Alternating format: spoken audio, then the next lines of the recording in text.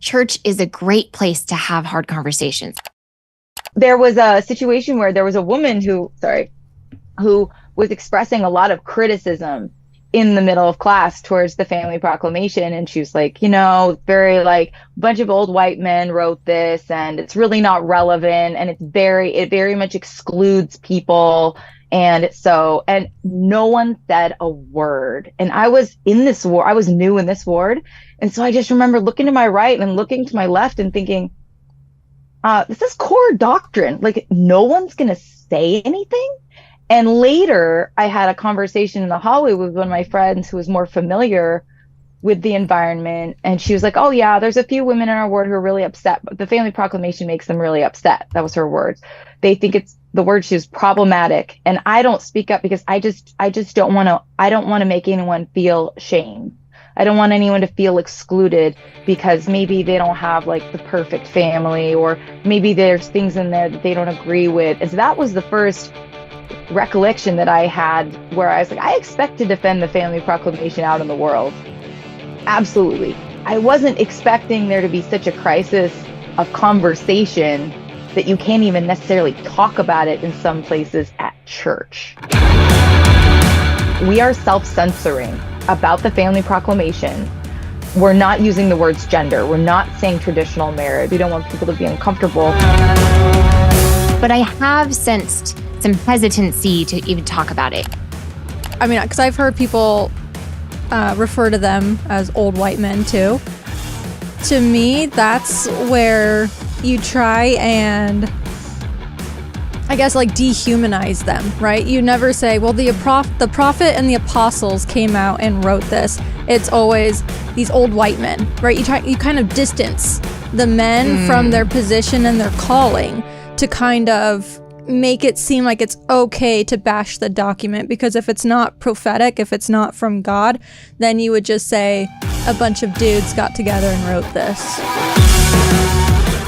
And then I think we, in a very lazy way, we can use the proclamation to shut down conversation. Some good that has come out of this movement that we take for granted.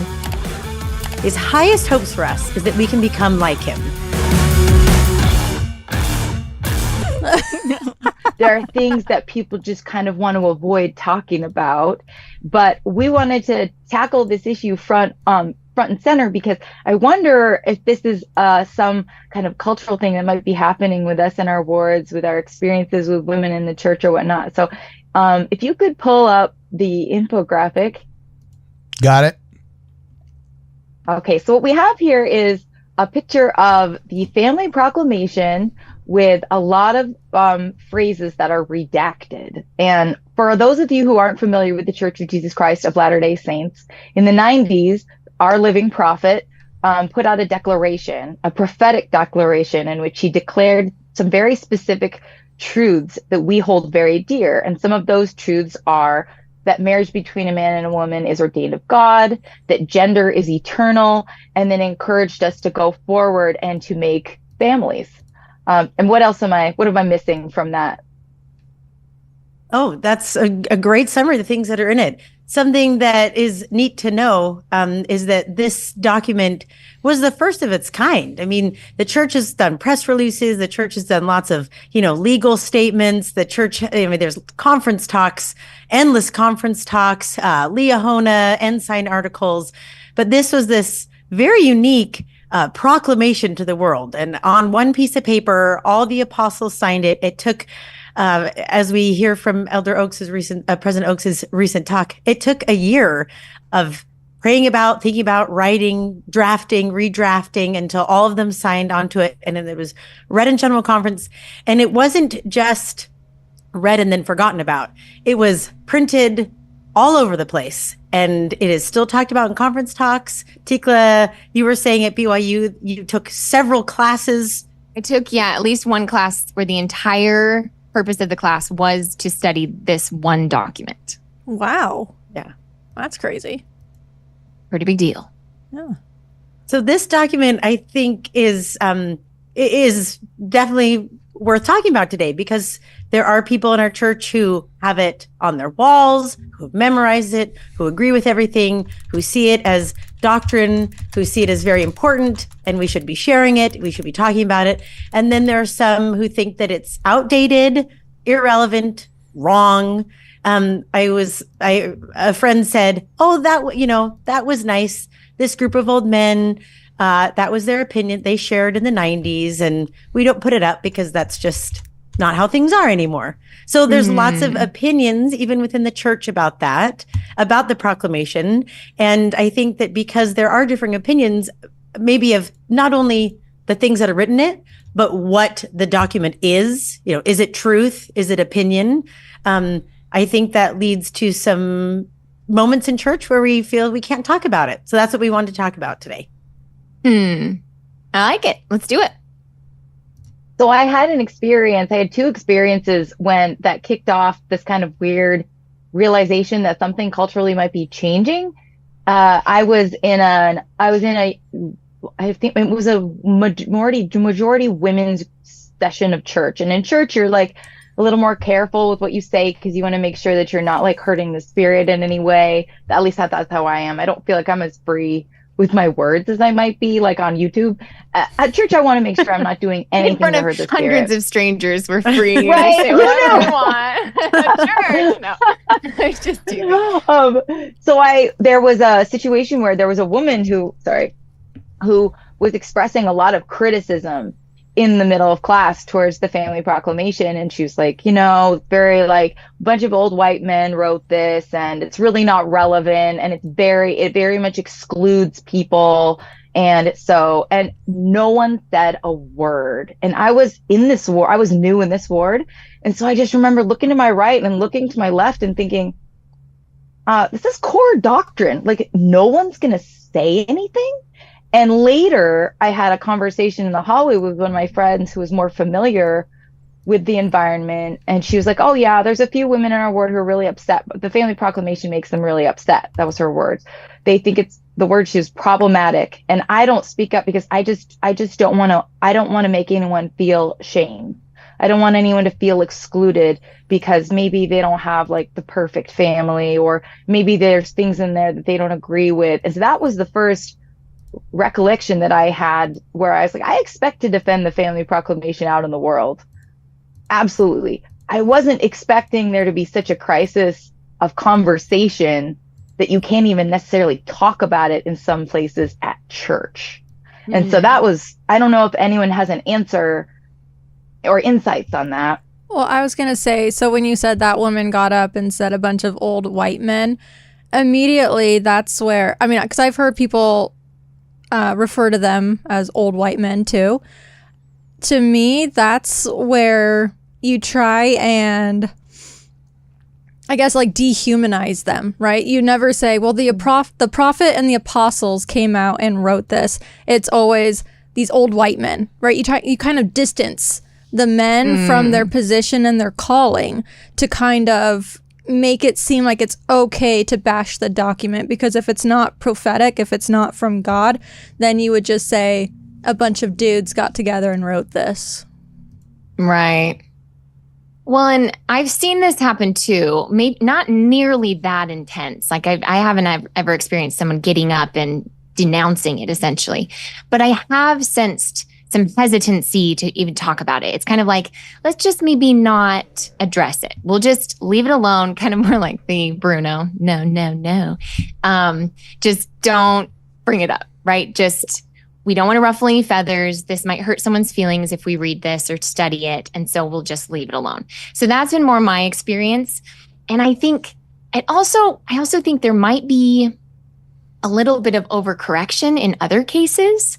I think there's some people who are on one side who don't want to engage with it because of the potential for hurting feelings. And without meaning to, they're actually causing harm by not teaching the principles that are in it. Most of the principles in here have nothing to do with gay marriage or with have a lot of babies and get married. I mean, this is like, we are divine. We are children of God. We are our spirits existed before we were born. Tigla, when you say they caused harm by not teaching it, what do you mean by that? Do you mean like you're saying because they're not teaching what's in the Family Proclamation, we're depriving people of learning these amazing, eternal, beautiful truths?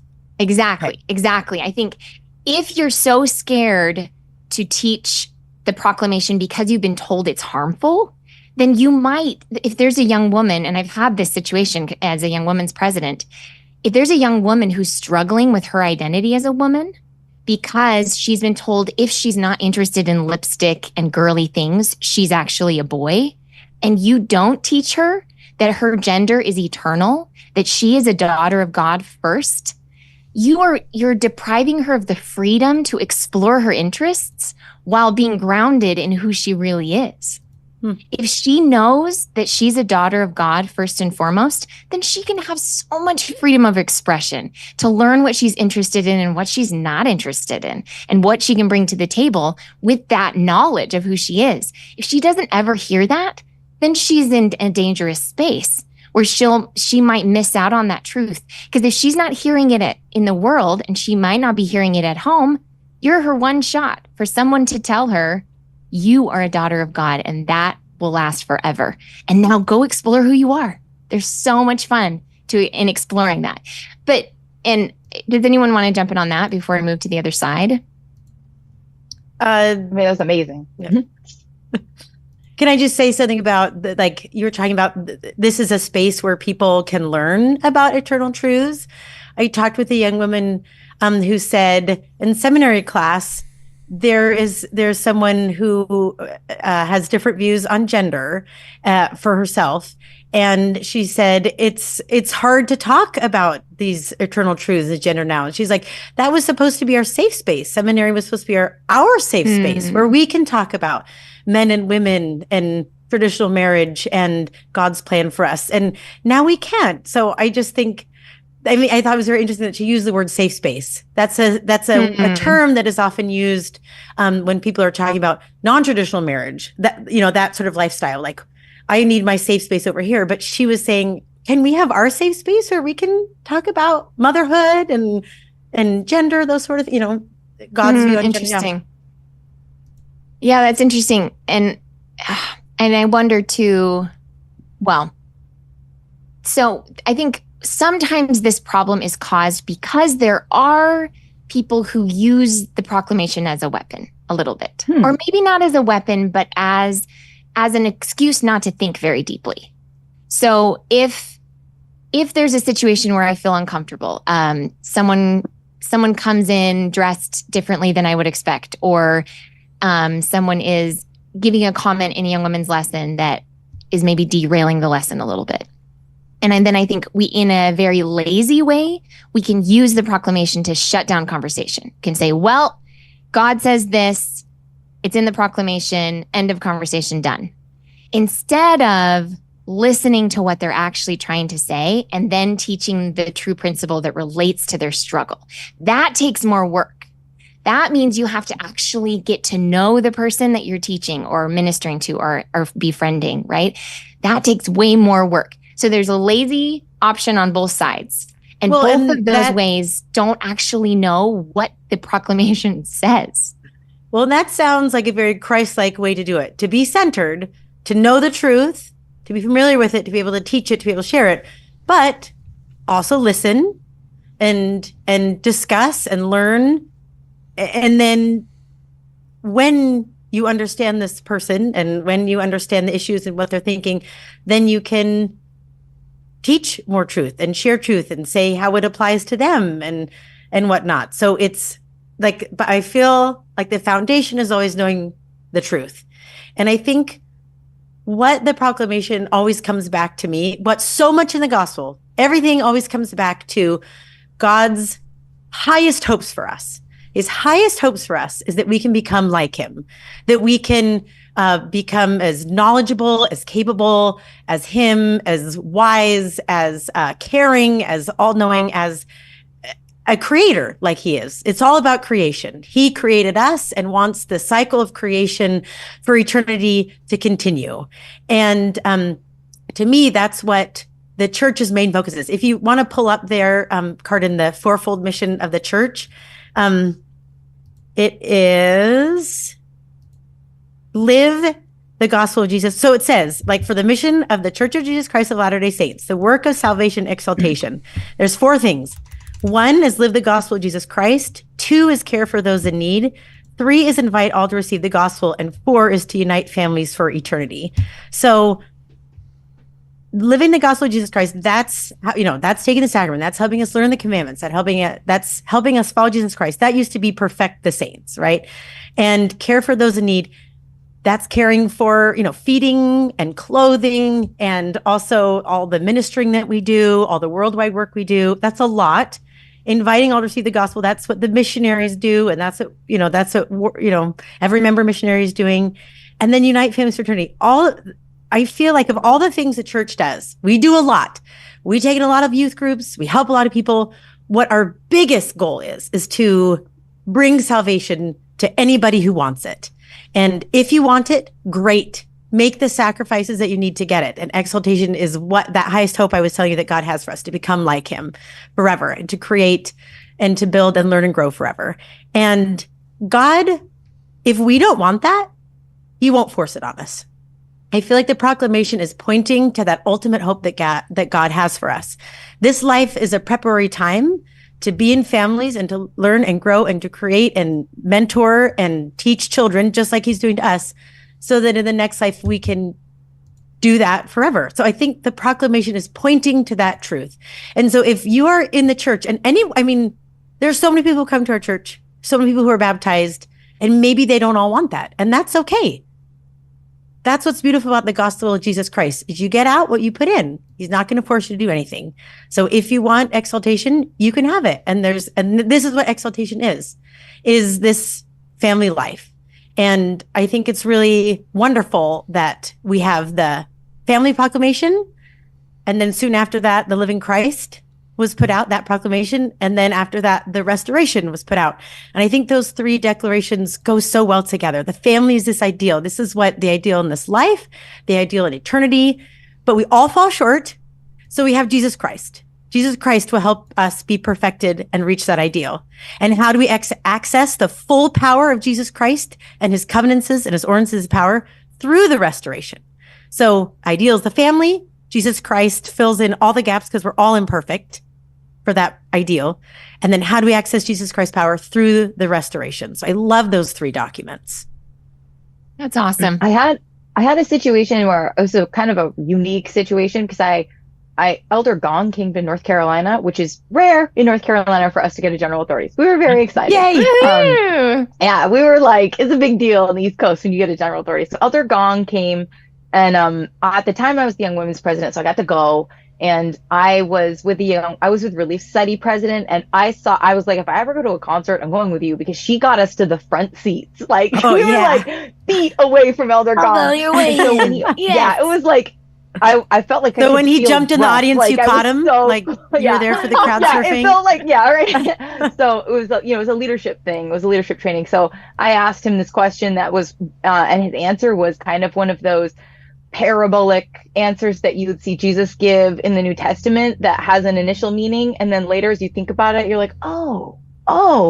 So I asked him that, because at the time I was teaching youth, and I was saying, I think there's a tendency for a lot of us to self-censor our thoughts about the family. That's the only word I know how to use, is that we are self-censoring about the family proclamation. We're not using the words gender. We're not saying traditional marriage. We're not using those terms. We're just saying, the family, but we're self-censoring. We're not wanting to talk about it because we don't want people to be uncomfortable. But we also believe these things are true. And we also believe these things will bring people happiness. So how do we find this balance of loving people and allowing people to feel loved and invited and included in part of God's family, which they are? As Tikla mentioned, like, you are a daughter of God, you are a son of God, like, full stop. But how do you also not self-censor the truth? How do you not muddy down the truth? Because the truth is powerful, and also not be embarrassed of the truth. And he gave 2-sentence answer. It was a 2-sentence answer. And he said, God loves all of his children. Because he loves them, he has given them a pathway to return to him. And that was the whole answer. And I was like, well, that was lame. I was like, that kind of, and I think Elder Gong was a former diplomat. I think he worked for the State Department. So I was like, I see what you did there. Diplomatic. But as I thought about it later, I was like, it's really true that they're two complete thoughts.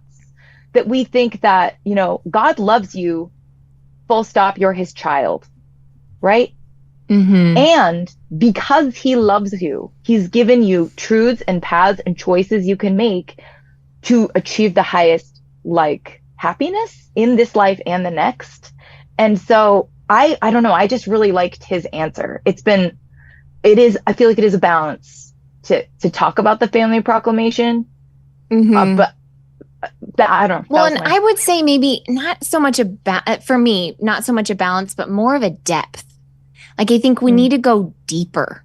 I think we have a kind of a surface level understanding of it, and we use the same religious words over and over again, exaltation and ideal and celestial and all these things, but we don't necessarily, we hear them so often, they maybe lose their meaning a little bit. So I think we have to dig a little deeper into it so that we can explain it in new ways that apply to everyone.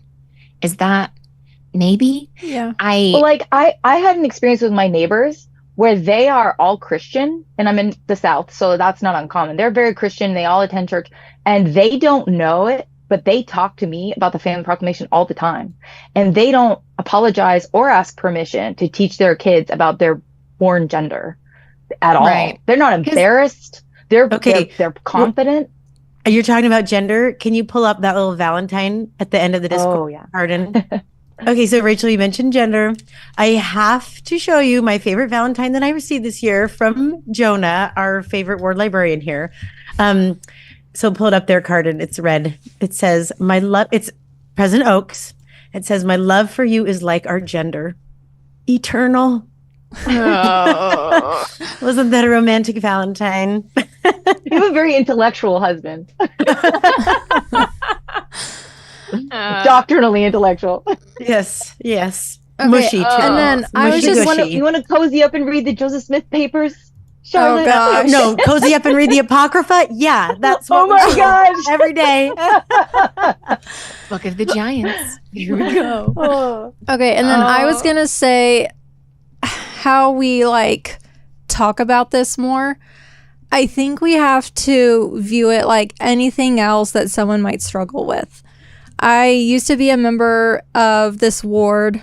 It since has been dissolved. It was super sad, but it was the best ward I've ever been in because everyone was super open with their struggles.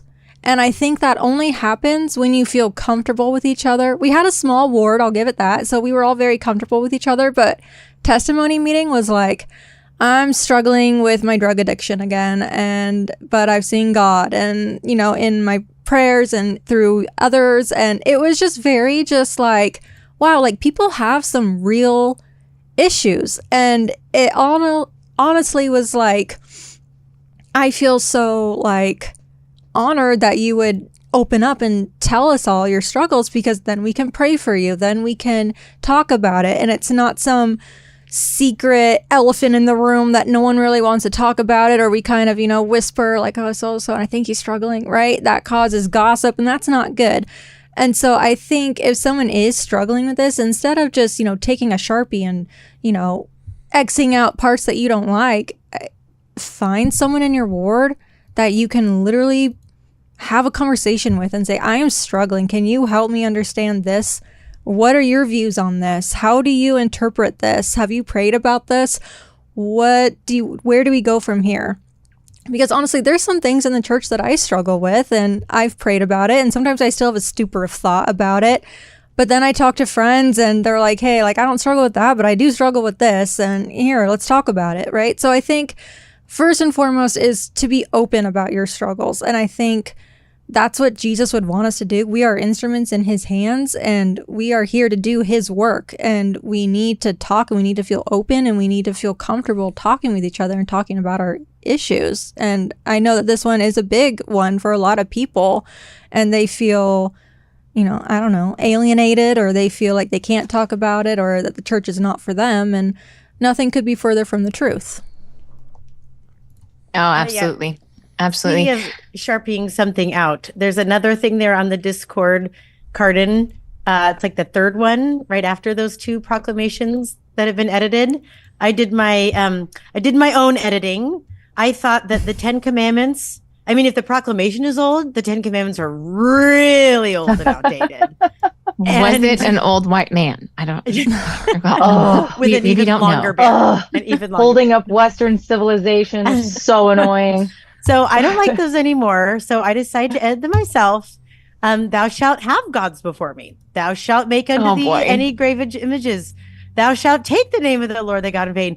Remember to buy Girl Scout cookies. And then that one about mother and father, just cross that one out. Thou shalt kill. Thou shalt commit adultery. Thou shalt steal. Thou shalt bear false witness, and thou shalt covet. I think that is a lot more applicable nowadays. It's much more relevant. It offends less people. So there, I just did what I wanted to make it fit for me. Oh man. Well, and okay, so I feel like so often we only hear interpretations of the family proclamation to the world as opposed to actually reading it. When I read the family a proclamation to the world, I hear an invitation to the kingdom of God. I hear a description of what we're learning. And so getting married and having a faithful marriage is actually kind of hard to do. Like, it requires a lot of things to go right for you and a lot of things that are maybe out of your control. So I think if I wasn't in a marriage and I was hearing everybody use the proclamation in context of just a marriage, I would feel really alienated. I wouldn't feel like I'm included in this conversation. And so, but I think what's so cool about the proclamation is while marriage is symbolic of the unity of men and women, it can be applied to every scenario where we have masculinity and femininity, right? If you are aiming your life in such a way that you're learning to be in cooperation with the other half of humanity, or if rather than in competition, then you are learning the kingdom of heaven. That is a quality of the kingdom of heaven. If you are orienting your life towards the future generation, towards what is good for children in your society, in your community, then you are living the kingdom in its ideal form. We talk about like the ideal family, whatever. No one has one. That's not really what we're talking about. This is the kingdom of God that we're all part of. Regardless of our family status or our marital status, we are in the family of God. And in the family of God, we are learning heaven. There's a quote. Oh, what's his name? Who says it? I'll have to look up his name later. Brad Wilcox. No, he's not a member of the church. But there's a quote that goes, Dr. Dre. Home interprets heaven. Home is heaven for beginners. Isn't that cute? That is cute. And so as we're learning how to be the kind of people who can get along with each other, we're learning heaven. And that's what I hear when I read the proclamation. Here are some great ways to become the kind of person who gets along well in a family, regardless of your situation. Yeah. I loved what Charlotte was saying, where like, she's like, okay, cool. So the 10 Commandments are just old school. Well, let's just dispense with the ideal. And it just doesn't work for me. And then with Tikla, I really appreciate that point you made about like, because I can empathize with that point you made about like if your marriage is hard, and there are times where I think if you feel like your marriage is falling short, you can feel isolated, or like, I think that's a very real experience for 100% of the members of the church. like you just hope you have a friend nearby that'd be like, girlfriend, you're join the club. You're good. But I had an interesting experience with my husband where he grew up with a single mom, and he said, just because you don't achieve the ideal doesn't mean that you get rid of the ideal and you don't teach and strive for the ideal. He's like, yes, I grew up with a single mom, but I would never want that for my kids. I would never teach them to aim for that. I would never I would never teach them like, you should not get married and be a single parent. just because we're maybe falling short of the ideal, right? And then in some ways, like the Family Proclamation does illustrate those ideas where like there's a great division of labor between men and women, and you can lovingly take care of your children, and there's no fertility issues, and life happens and we fall short, and that's where the atonement of Jesus Christ comes in. But that's where I think maybe sometimes when we worry about, oh, so many people aren't maybe like living up to this definition, this standard, we forget, like, just because we aren't, like, it's not over yet. Just because we're falling short of the ideal doesn't mean we just drop it altogether. Right. So I love what we're saying. Like, so kind of back to mission statement, like this is what the church is about. The church is about families. The church is about exaltation. I'm thinking about, again, mission statements. Like, it's clear that this church is all about families and that the proclamation is something that we follow. And if you are at church or in church doing church things, it's maybe not the most appropriate place to just come out and be very critical of the proclamation. I feel like that's, more like a one-on-one thing. Like, for example, because like that's like you're in the church's territory, right? Okay, so let me give a story. So Tikla is the director of a homeschool group, an amazing homeschool group. A few years ago, I started hiking with them and I became friends with all of them. And I just love all these women and I learned so much from them. My kids love their kids. It's great. And they invited me last year to be a part of their Commonwealth group that meets on Wednesdays, and they do all these classes. The mothers rotate teaching, and then they go to the park afterwards. And I still had my youngest at home. She was not in kindergarten yet. So I came with my one child. My other 5 were in public schools.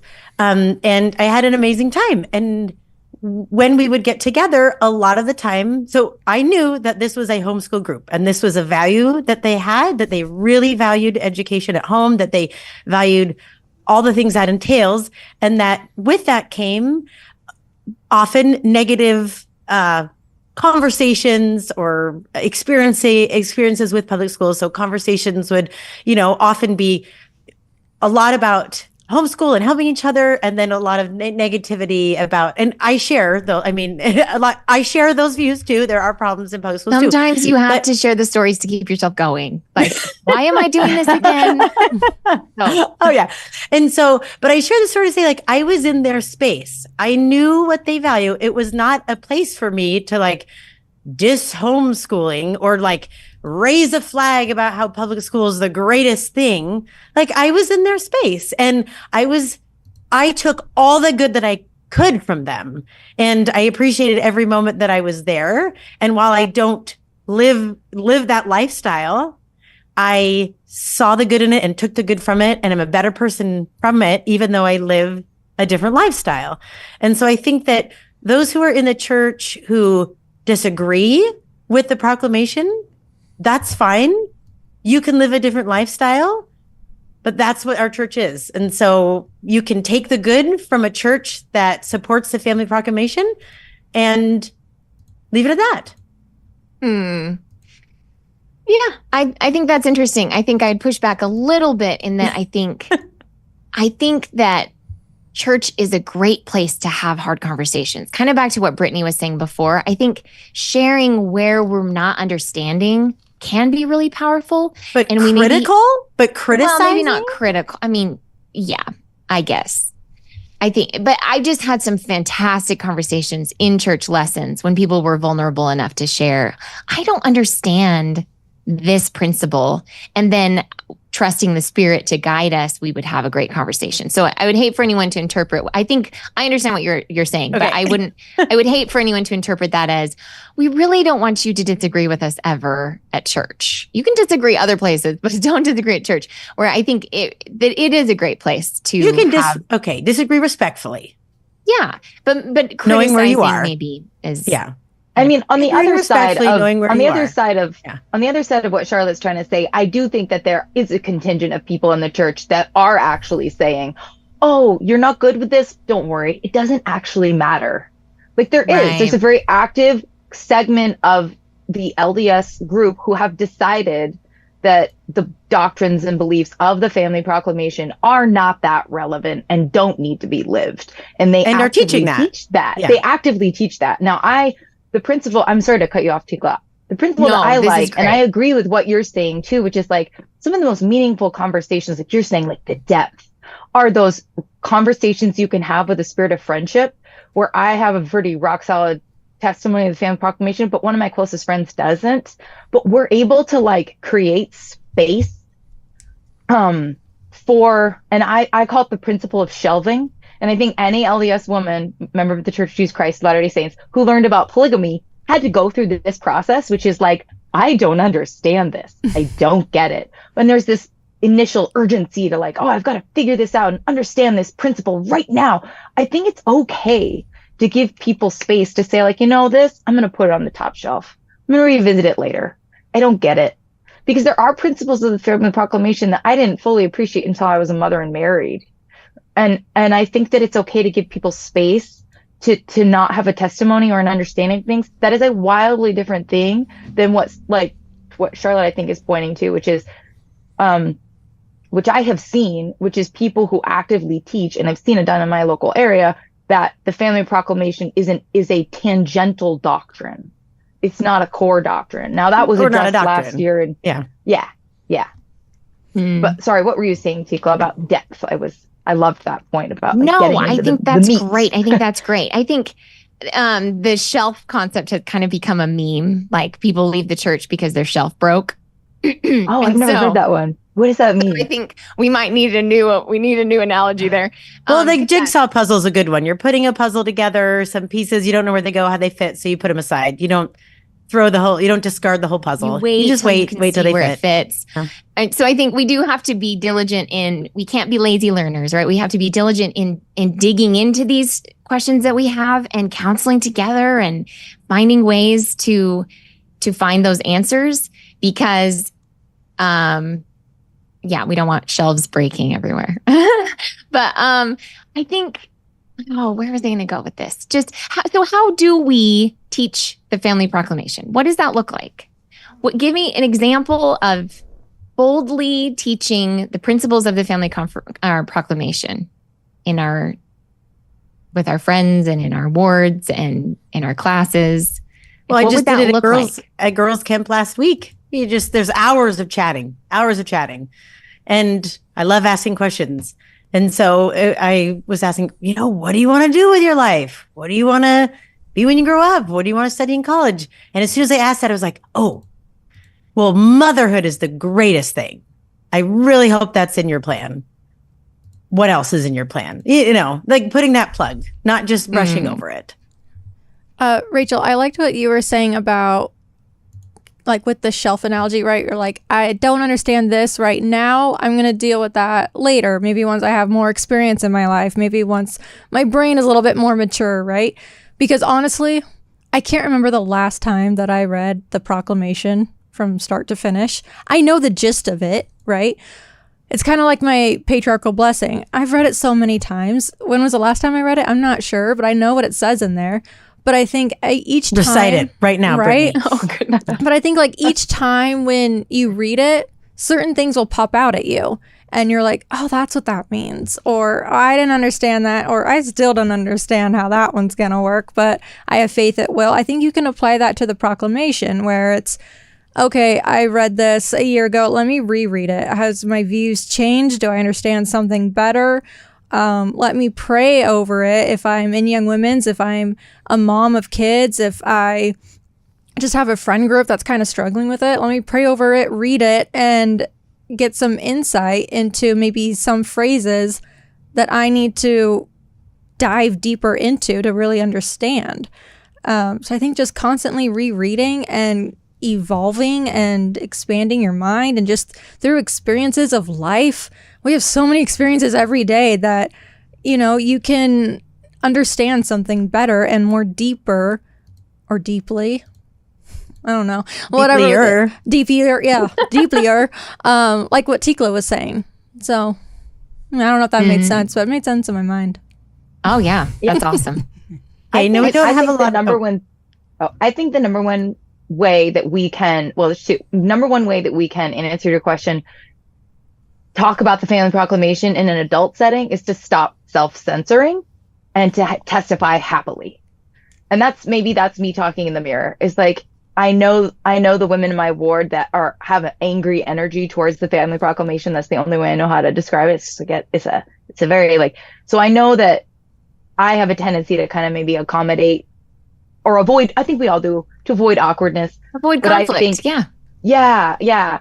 And especially if you're in a ward setting, but I think testifying happily, and to stop self-censoring. And you can do that without, teach the truth and let the Spirit kind of carry it. We had a young women's lesson that was coming up that was on the family proclamation. It was on the law of chastity and marriage. And we knew that there were several girls that were really like, this was going to be a tricky lesson. And so the 5 leaders that were there, we all had rock solid testimonies of the family proclamation. And so we prayed that the Spirit would just be like unrestrained. And I have never been in a meeting where the Spirit was so powerful. And I didn't serve a mission, so I haven't had the experience of having the Spirit teach an investigator versus me. But I think having faith that like you were saying, Tikla, like I think the words of the family proclamation are so divine.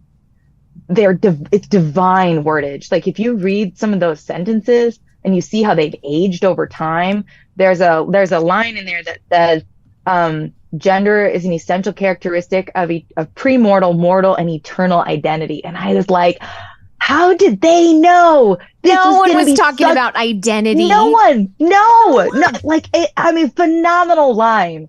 So I think that's a great question. I would say stop self-censoring, especially around adults, and happily testify to adults and to youth. Well, and you said something that just stuck out when you said that you and the other leaders came to lesson with a rock solid testimony of the proclamation. I think if people are struggling to know if it is doctrine or old opinion, that they can pray about it as with any principle in the church, with anything. Take it to Heavenly Father. Take time. I know when I was wondering about Joseph Smith, what's the big deal about Joseph Smith? I took time. I read a lot. I prayed a lot. I talked to people, and then that confirmation came. And so it takes time. So I know speaking of time, we don't have a lot of time left. So I just want to share this little funny theory that I have. And I've run it by my teenage sons and some of their friends, and they've totally validated that my theory is so true. Okay, so Carden, pull up the picture of all those boy bands. Okay, so we probably all grew up in about the same era. You guys, you don't see them. But there's NSYNC, there's 98 Degrees, there's Backstreet Boys, and I've got pictures of them. I purposely wanted to find pictures of them with like muscles showing, their chest showing. Like these are the posters that we had on our walls growing up. Like the calendars, the posters, we cut out magazines, put their pictures everywhere, like really attractive men. And can I just say, their songs. I miss those days where the hardest decision I had to make that day was telling my friends at school if I was NSYNC or Backstreet Boys, like which side of the aisle I was going to sit on, right? Like, you're outing yourself. It was so stressful though. It was like, oh my gosh, do I like NSYNC more or Backstreet Boys? I don't know. So my theory is one of the main, if not the main reasons why young women are having like questions and struggles with their own identity and gender is because there are no cute boy bands anymore. Okay. Next picture. They have pictures of Taylor Swift, of this scantily clad woman all over their wall. Whoa, whoa, Charlotte. Whoa. Brittany's feeling called out. Whoa. I love Taylor Swift. Okay. BTS? Are you a Swiftie? Brittany? I am. We can love Taylor Swift. I'm not, there's nothing wrong with Taylor Swift. My issue is, where are the hot boy bands that girls can have plastered to their walls? We've got Taylor Swift. We've got BTS. Look at this picture. They're pink hair, purple sweatshirts, long hair, very feminine, gestures. Okay. Did you knew how much good the boy bands were doing? The K-pop band of the Korean pop band. Is that a picture of the Korean pop band in there? Yes. Did you? Pull so one of my friends texted me a photo of one of those singers, and he's my doppelganger. Really? What? He's like, you wait, which one? Now you won't be able to unsing it. I don't know. She's like, it's you. And I was like, that actually does look a lot. Oh my gosh, I know what I'm doing tonight. I'm putting up Rachel's picture with different K-pop members. Yeah. I'm okay. in another life. So I think when girls are looking at posters in the room and they see all these pictures of Taylor Swift, and she is attractive. Any girl can say that too. They might question, oh my gosh, am I attracted to girls? So Hollywood, there Britney, was really attractive Harden, girls in the 90s too. I don't know. Yeah, but they were more boy band posters on the wall. So Brittany, Carden, you're down in LA. Find someone to gather up some 16-year-old boy, 17, whatever. I know there's a lot who want to be making a music career. Form a new boy band and get their pictures on our young women's walls so that they can remember boys are awesome. I'm attracted to boys. Yeah. That's my theory. Okay. I'm going to bring it serious just one more time, maybe before we wrap this up. Is that okay? I think one thing we have to be careful of, and that is that sometimes now that we're becoming the leader generation, right? We're getting to be the teachers of these youth, this rising generation. And sometimes our cultural upbringing gets mixed in to the doctrine and we don't even realize it. And the younger generation can refresh what we understand and make it more, help us see the truth through it. Are you saying for example, Backstreet Boys are affecting my view of doctrine? Perhaps. It could be, Charlotte. My upbringing? You might need to listen a little bit because I think this is a hot take here, but I think there was some cultural exploration that needed to be done when it came to gender. Like, I think there is some good that has come out of this movement that we take for granted. And I would say it swung too far. Right. And so now we're trying to course correct. But in our efforts to course correct, let's not lose what was gained. These kids are super good at calling out bullying. Like they're really good at seeing people as individuals instead of as collective. They're really good at not assuming just because someone's wearing pink that so there's certain things that we had in the 90s that they've gotten rid of that are good. And so let's learn from what they've brought to the table here. And then when we put their lens, their cultural lens and ours together and put it over the doctrine, then we'll see what's really true. So we can get rid of our own baggage about what we think it means to be a woman and instead have between the two generations see clearly. I think that's a possibility. So something to think about. Yeah, I like that. All right. Thanks for joining us for Ward Radio Women. We'd love to know what your thoughts are on this conversation. So leave a comment below. Have you had this experience with talking about the Family Proclamation? How would you go about talking about the Family Proclamation in a loving but honest way in your ward? For all this and more, go ahead and check out wardradio.com and we'll see you next time.